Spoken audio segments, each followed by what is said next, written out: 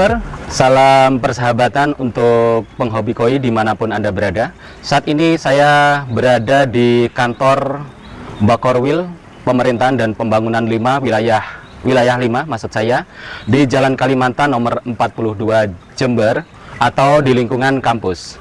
Yang menarik untuk dikunjungi di kantor ini ada kolam berbentuk daun tembakau.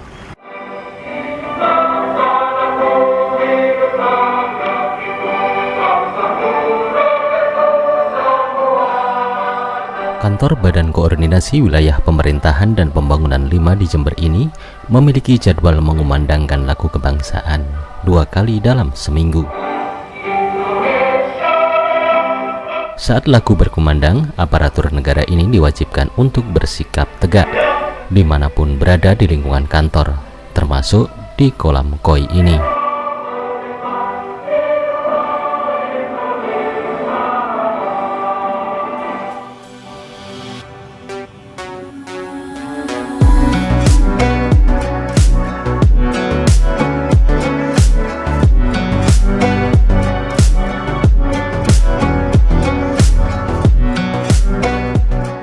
Saya sedang bersama dengan Pak Muhammad Afanur. Beliau salah satu staf nih Pak. Siap, yang ada di Bakorwil Pemerintahan dan Pembangunan Wilayah 5 Jember, Provinsi Jawa Timur yang ada di Jember nih Pak. Betul sekali. Pak, duduk santai seperti ini bisa jam berapa Pak? Ya kalau kita menikmati duduk, kalau dilanjutkan ya, mungkin seharian kerasan karena kita lihat di depan kita ini cukup menyenangkan ikan-ikan koinya. Gitu. Jadi kalau biasanya teman-teman kalau nongkrong-nongkrong di sini pagi, sembari ngasih makan ikan, dan juga di waktu sore setelah jam kerja tutup. Jadi sama kegiatan juga sambil ngobrol, membicarakan pekerjaan yang sudah dikerjakan, dievaluasi apa yang kurang, dan sambil juga ngasih makan ikannya gitu.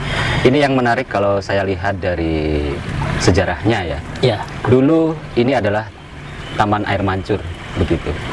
Kemudian berubah menjadi kolam koi, itu ceritanya gimana? Iya. Menarik sekali memang pemirsa Mata Koi. Jadi dulu Bakorwil 5 Jember itu baru ada dan dibentuk pada tahun 2017. Ya. Jadi sebelumnya itu adalah kantor pembantu gubernur. Ya. Dan karena setelah ada undang-undang otonomi daerah, jadi pembantu gubernur tidak ada. Setelah itu ditempati oleh UPT, Dinas Pendapatan Provinsi Jawa Timur. Nah, setelah di tahun 2017 itu dibentuklah Bakorwil untuk di wilayah Jember yang meliputi Kabupaten Probolinggo, Kota Probolinggo, Kabupaten Jember, Kabupaten Lumajang, Kabupaten Situbondo, Kabupaten Bondowoso, dan di ujung timur sendiri Kabupaten Banyuwangi. Nah, di setiap harinya dulu ini kan ada kayak bangunan air mancur gitu ya. Iya. Jadi teman-teman itu kalau ngobrol ketemu pagi kan kebanyakan teman-teman kita itu ada yang dari luar kota, dari Surabaya, Sidoarjo, dan di luar Jember lah rata-rata. Jadi ngumpulnya ya di kolam salah satunya itu. Cuman kan waktu itu kan sangat tinggi ya Mas. Jadi kolam mancurnya ke atas. Jadi ketinggian berapa itu waktu itu? Hampir 2 meter untuk air mancurnya. Nah, dan kebetulan juga di daerah kampus ini waktu itu masih, kalau musim kemarau itu sangat susah sekali airnya.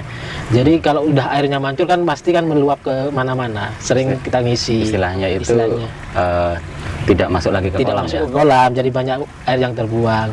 Nah, akhirnya dengan inisiatif dari pimpinan, kita mencoba untuk merombak kolam air mancur dijadi kolam koi yang ada di depan kita saat ini. Dan alhamdulillah teman-teman yang bekerja di luar kota senang sekali gitu, jadi datang langsung di posisi seperti kita ini. Nyari yang seger-seger ya. Nyari yang seger-seger. Betul sekali.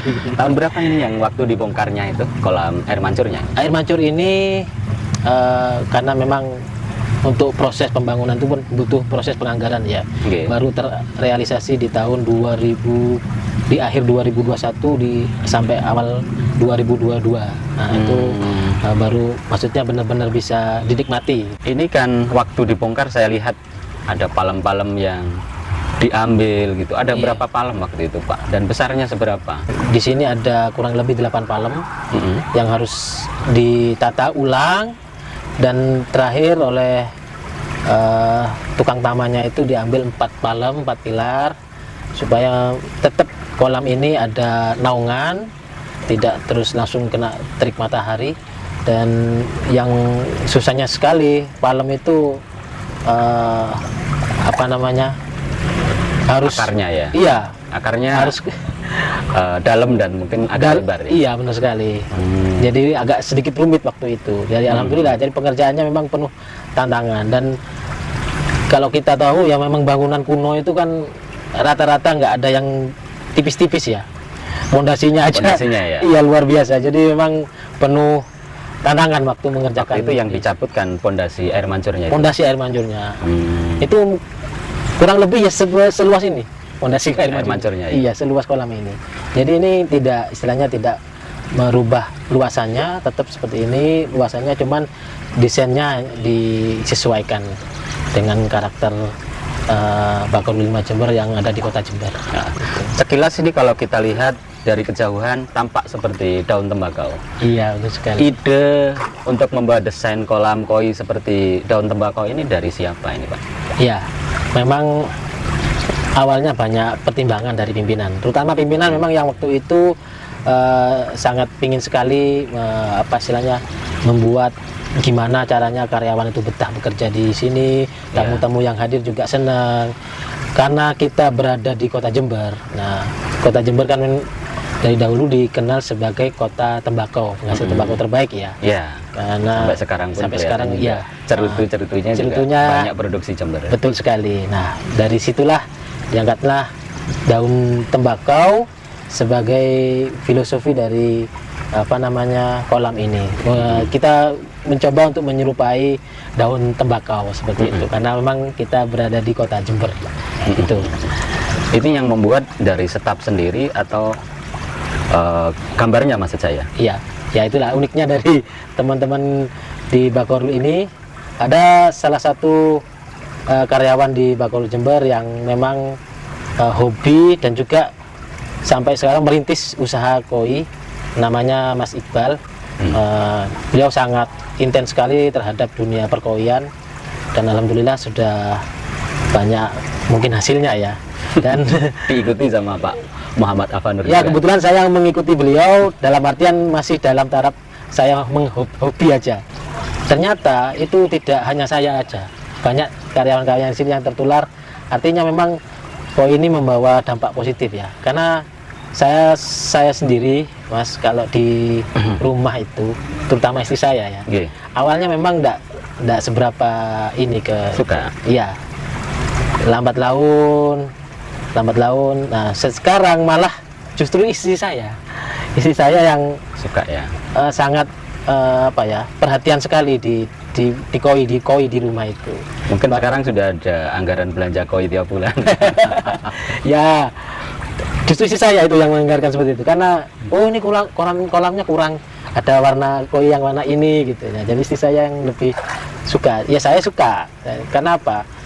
Saya merasakan itu kalau pulang kerja ya, kadang kan memang capek badan kita ya. Ya. Melihat sesuatu yang tenang, ini kan koi kan membawa ketenangan rasanya. Terus airnya juga membawa kesejukan. Jadi Ada efek psikologis tersendiri. Benar sekali. Kembali ke kolam yang ada di sini. Siap. Ini ukurannya berapa ini Pak? Dan airnya isinya berapa ton? Untuk ukuran kolam ini cukup besar saya kira. Jadi ini untuk panjangnya kurang lebih 6 meter, lebarnya 4 meter. Bentuknya oval lah. Bentuknya oval ya. Untuk kedalamnya kurang lebih 170 meter. Dan ini untuk kapasitas airnya kurang lebih 15 sampai 20 ton. Ya. Untuk chambernya berapa persen ini Pak? Untuk chambernya sesuai dengan yang disampaikan Mas Iqbal itu kurang lebih minimal 30% dari luasan kolam. Jadi memang Mas Iqbal benar-benar memperhatikan desain dan juga sirkulasi airnya, karena beliau yang sangat intens sekali di dalam perawatan kolam di Bakorwil ini. Iya. Untuk koi macam-macamnya ukurannya berapa ini Pak? Iya. Untuk koi yang ada di sini, ini semua hasilnya dari Mas Iqbal, breedingnya Mas Iqbal. Ada Kohaku, ada apa namanya, Sanke, ada Platinum ya, ada Soa juga, ada Karasi, ada apa namanya, banyak juga yang saya kurang hafal ya. Ini ukurannya kurang lebih 30, antara 30 ya sampai 40 up, dan ada juga yang dulu sampai apa namanya 50 up itu cuman ditukar di kolam belakang. Jadi pimpinan membuat kolam lagi untuk khusus pimpinan di rumah dinas. Berarti di sini ada 2. Ada 2. Ada 2 Iya, kolam koi di belakang khusus untuk pimpinan karena memang menyenangkan. Kembali ke chamber, isinya apa ini, Pak? Ya, kalau chamber yang saya tahu itu di chamber pertama itu diisi sama jaring ikan ya, jaring nelayan ya kalau nggak salah. Terus yang di chamber kedua itu ada batu kombong, batu kombong. Terus di chamber ketiga itu ada apa, biobol ya, biobol. Kemudian yang terakhir ada apa, kulit kerang oyster ya. Oyster. Ya.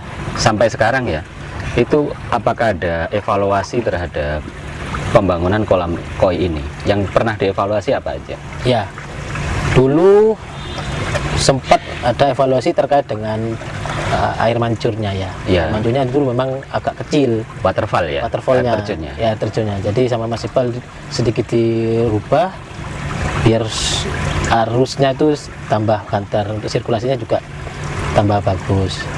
Mungkin kedepannya ini masih perlu aerasi ya, gelumbung itu. Nah itu.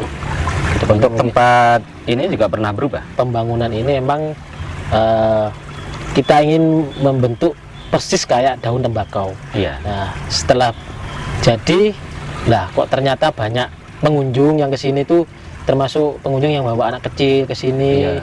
lihat, senang, bermain.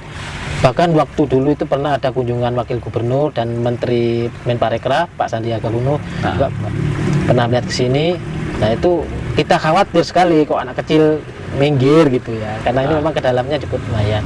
Akhirnya kita mencoba untuk memberi tambahan ini, salah satunya juga seperti fungsinya untuk kita ini Bisa duduk santai, bisa bawa kopi sambil ngobrol. Nah, jadi tambah nyaman gitu. Tambah nyaman ya. Ditambahin itu. Meskipun ada tambahan kan tidak mengurangi dari ide simbol dari tembakau itu sendiri. Iya, tetap kita ingin menonjolkan sisi tembakaunya sebagai filosofi kolam ini. Pak Muhammad Afanur, ketika sudah ada kolam koi di sini ya, apa yang ingin dikatakan Pak Afanur singkat tentang kolam ini? Ya, pemirsa mata koi, jadi hal yang positif didapat dari kolam ini adalah kita semakin bersemangat lagi dalam bekerja, terutama teman-teman karyawan yang ada di sini, karena kita berupaya untuk memberikan kenyamanan kepada pegawai dan juga masyarakat yang ada di sini, yang berkunjung ke Bakorwil Jember. Monggo bisa sambil menikmati kolam dengan ketenangan, kesejukannya, dan juga bisa bersuah foto di tempat ini, karena memang dari sisi bangunan kita menonjolkan artistik, dan juga yang utama adalah memberikan ketenangan buat kita untuk adanya kolam koi di sini, kenyamanan dalam bekerja dan juga hubungan antar pertemanan bekerja juga tambah semakin baik. Demikian perbincangan saya dengan Pak Muhammad Afanur. Ada banyak hal yang sudah digali dari kolam koi yang berbentuk tembakau ini. Semoga bermanfaat, dan satu lagi, koi itu indah, tapi lebih indah lagi persahabatan. Sampai jumpa pada video mata koi berikutnya. Salam koi lover.